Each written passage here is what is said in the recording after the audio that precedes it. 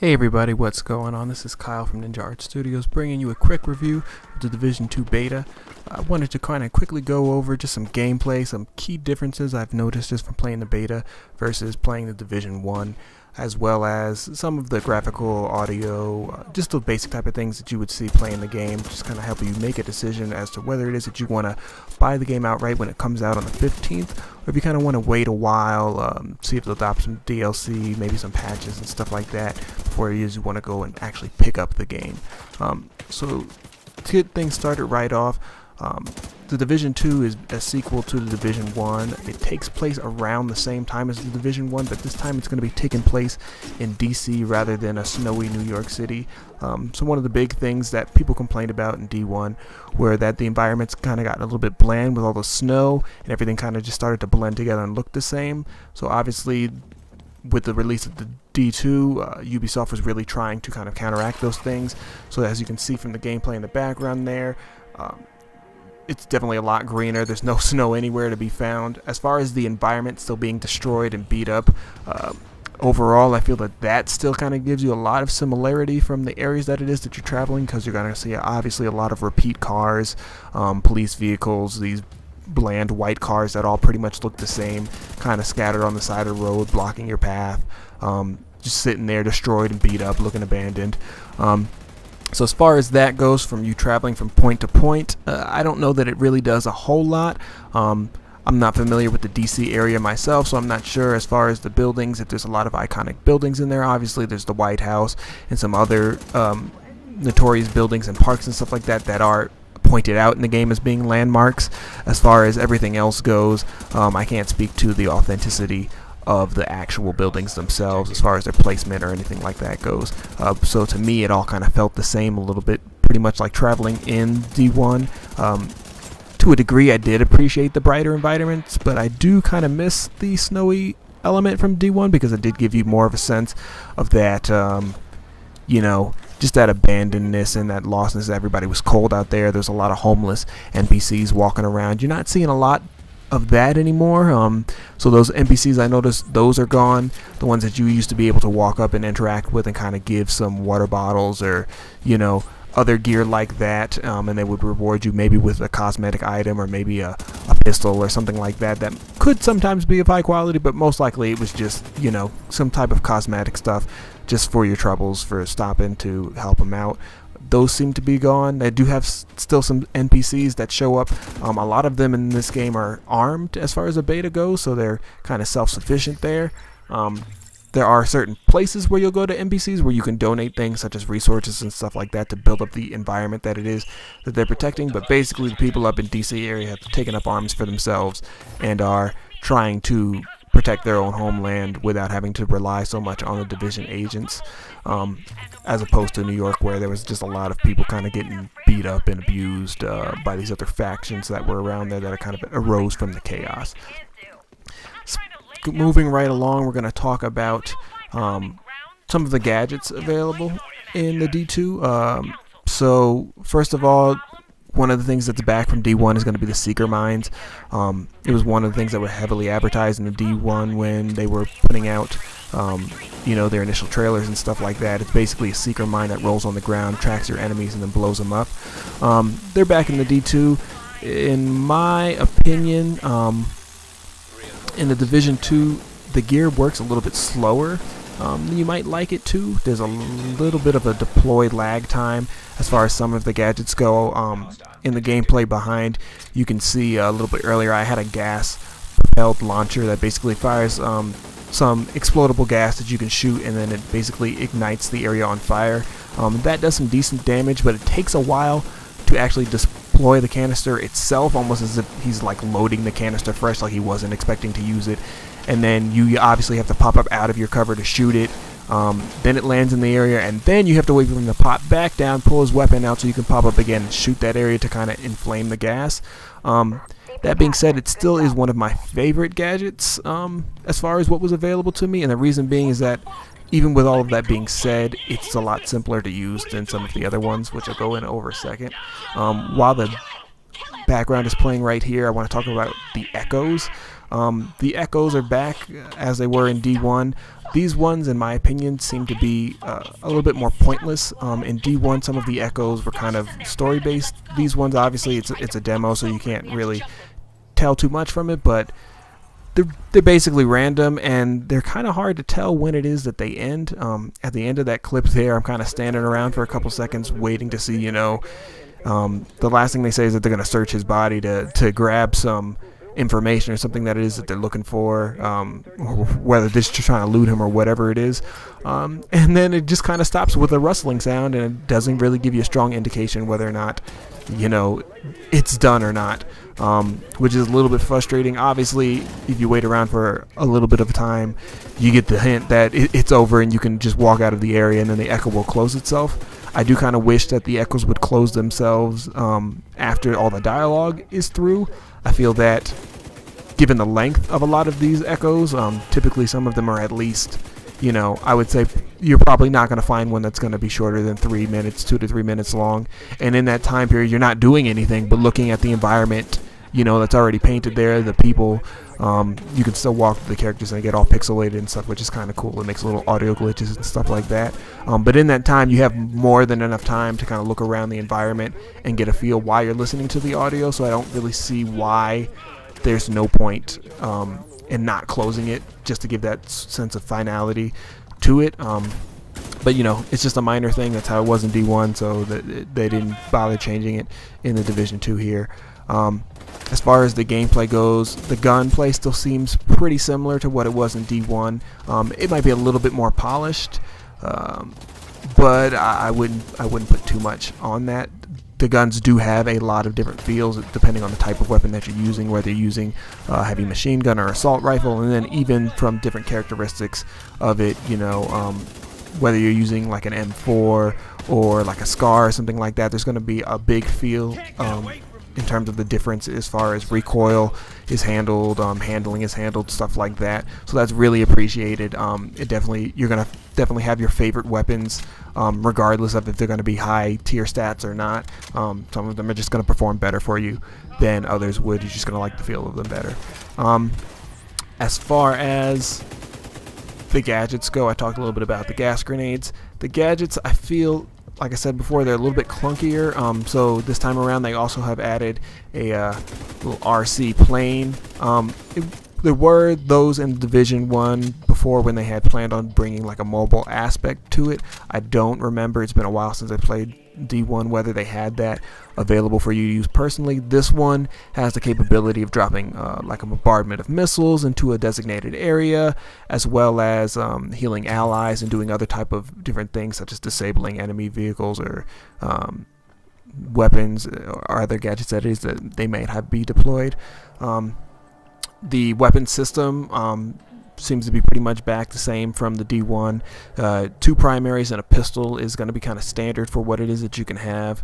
Obviously there might be some pistol shotguns like they had back in D1. We won't know until it actually comes out. Hopefully it'll have a bit more variety for pistols, a couple more interesting things than just the typical handguns, as they don't really get used a whole lot. They do have infinite ammo just in case you run out of your primary ammo for your first 2 weapons, but most likely that's not going to be the case. There's plenty of ammo lying around everywhere. Enemies drop ammo constantly, ammo, grenades, health kits, whatever it is that you may need. They're dropping it pretty frequently, and then they also have supply caches stored pretty regularly around the map, especially when you're in story modes and stuff like that, just to keep you well stocked as long as you're utilizing them. Even if you don't utilize them, really, you're probably not going to run out of bullets unless you're just spraying bullets over your head all the time. And even then, if you're hitting the target, I'd say about 50% of the time, that's not going to be an issue for you. As far as inventory management, they do bring back the junk system that they had in the Division 1, where basically you can mark items as junk and they can pull up a separate menu and then delete all those items all in one, which will give you then in turn resource materials and other things that you can use to either craft better weapons or buy better weapons at the shops available at the safe zones. I didn't mind it too much. It's pretty easy to just go in and, you know, mark some items real quick if you're not using them. If you haven't ever used them and their power level obviously is not going to be benefiting you, you just scroll down and you just mark them all really quick, and then deconstruct them, and then that's it. You can also deconstruct the equipment when you're in the actual loot boxes, kind of viewing the equipment before you pick it up. You can just dismantle it right there, so it never has to go in your inventory, and you can just claim the materials from it right off the back, which is really nice. As far as the map goes, the map seems to be a pretty decent size.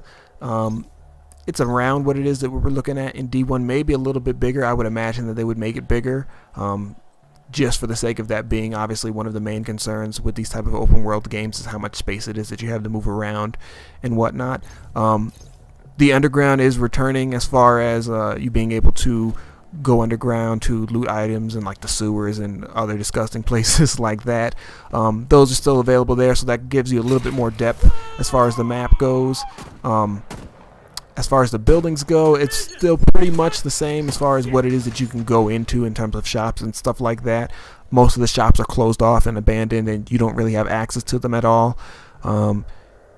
As far as the story missions, there's going to be plenty of missions, large buildings and stuff for you to go through, 2, 3, sometimes 5-tier buildings, where you can get up in there and really kind of traverse around inside the buildings.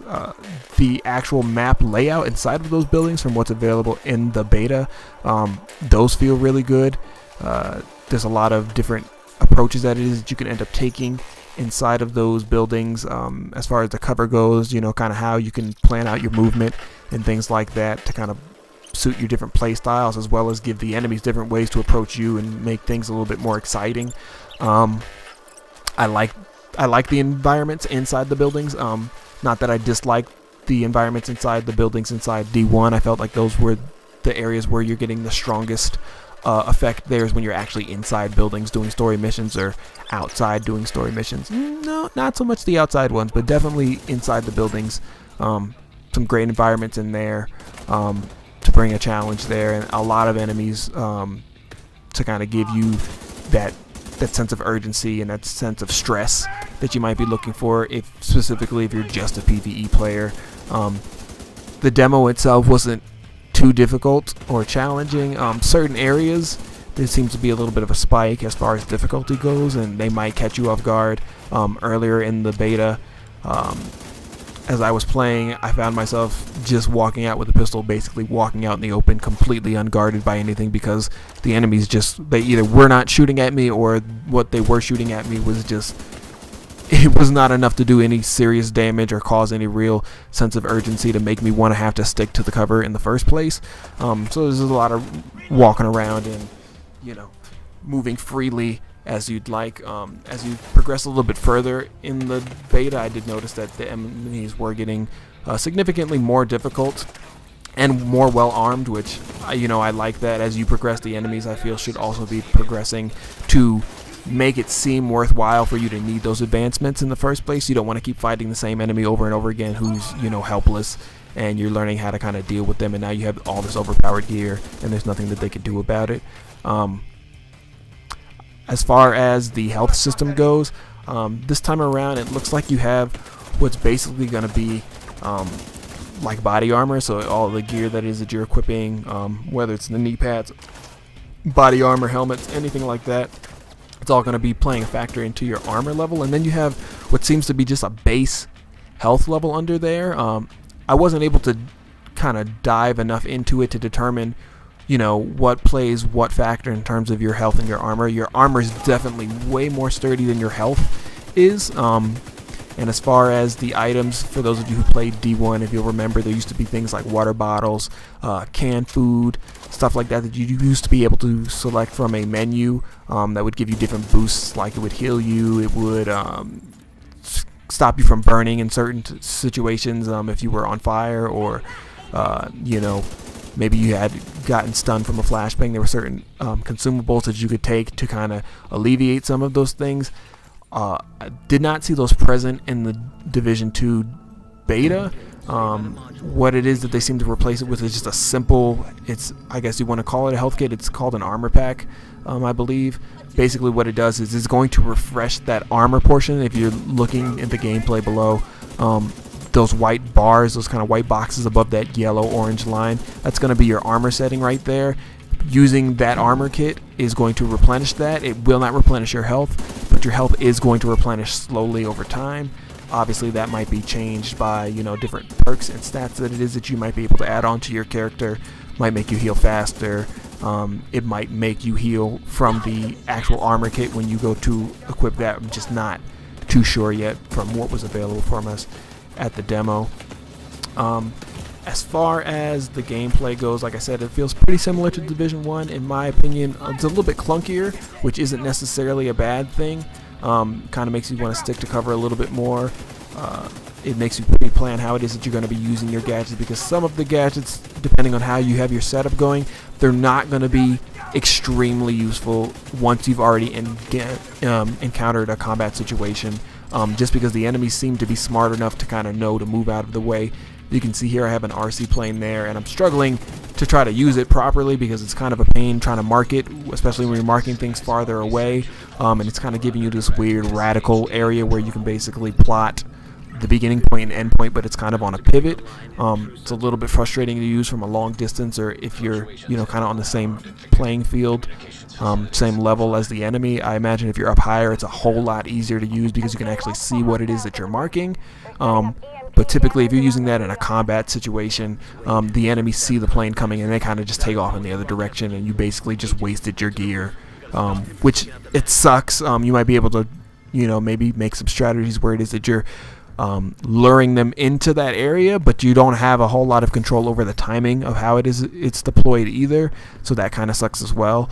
And there's the same kind of issues for the seeker mine. Now there are certain configurations that you can get where it'll just go and seek out an enemy just right on its own, and then, you know, you don't have to necessarily worry about that, and it's a little bit more combat effective. But for the most part, from the equipment that I was using, the enemies seem to be pretty aware of what's going on, and they're not sticking around to kind of sit there, which is, I mean, it's great for fleshing them out and getting them out of cover, because sometimes the enemy does have a tendency to stay behind cover, which can be really frustrating when you're trying to progress, and you know that you can't be reckless because the enemy is strong enough that they're going to do enough damage, and if you step out in the open, they're going to kind of waste you there, and you're kind of just playing a waiting game with them, waiting for them to pop their heads up so that you can take them out, so you can get in a better position to kind of deal with the rest of the enemies going on. At other times, the enemies are really aggressive, and they'll just kind of bum rush you all together, pretty much until they're all depleted. That can be a little bit frustrating, but I feel it'd be a little bit more refreshing than them hiding behind the cover. But altogether, I mean, you're going to see a good balance of that, so it's not too bad. As far as combat goes for PvP, for those of you who don't know, the Division 1 did not ship with a standard PvP. There was just the Dark Zone areas, which have returned into Division 2. Later they did add just a standard multiplayer where you could go and fight other players kind of outside in these pre-planned maps and stuff like that. You know, loading screens, all that other stuff like you would get in your typical shooter. Those are present right off the get-go in the Division 2, and they've added this thing called normalization, which is basically going to level out the playing field as far as players who are just getting started versus players who have been, you know, they're on a higher tier and have better gear. All gear is going to have a normalization stat, which you're going to be able to view in a separate window, just to give you a good idea of how it's going to perform a little bit in PvP, and that's designed to kind of give you a little bit of a breathe way to make things seem a little bit more approachable, or a little bit more, I guess you could say, tangible as far as you fighting certain enemies, because in the D1, that normalization wasn't there, I'm imagining, as heavily, so you could have some opponents, you know, other players that you're fighting that have gear way better than yours, and you're not able to put a dent in their armor, and they're basically just able to walk out in the open and waste you with whatever weapon it is that they have, sometimes even with melee. So I'm looking forward to that. It seemed to be a little bit better in the beta from the gameplay that it is that I was able to play. Obviously, there is still going to be certain things that are going to give players who have been playing for a while an advantage over you, be it with their gear that they've unlocked that you might not have access to. Some of the gear is going to be a little bit better, like I said, in combat situations other than some of the gear that you might have access to, so that's going to be a little bit frustrating, obviously, which is just going to promote you to grind, so it's not too bad. It might be a little bit frustrating for people who are just trying to play PvP, but that's not really what the Division is about, so I wouldn't worry about that too much. That normalization is going to take place in both the dark zones as well as that standard PvP, so that's going to make some of those dark zones encounter a little bit more friendly for players to kind of go in there and not feel like, they're going to be helpless and not going to be able to get any, good gear to kind of level themselves up better. So that's definitely refreshing.